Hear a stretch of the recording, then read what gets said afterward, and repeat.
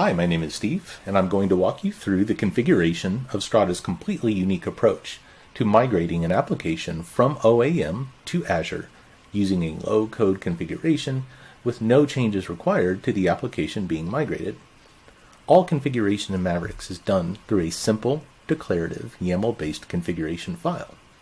To migrate an application to Azure requires a few simple elements. We need to define the upstream application and the port on which Mavericks will be communicating to that app.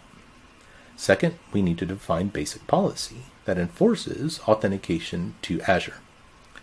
Last, we need to define how Mavericks is going to provide context to the upstream application in a way that upstream application is already configured, so that we don't need to make any changes directly to the app. In our example, the application is expecting HTTP headers, which you can see in this configuration block is a straightforward affair to define the header key value pairs. And as you can see in this example, the orchestrator is sending header data that is being retrieved at runtime from two different places.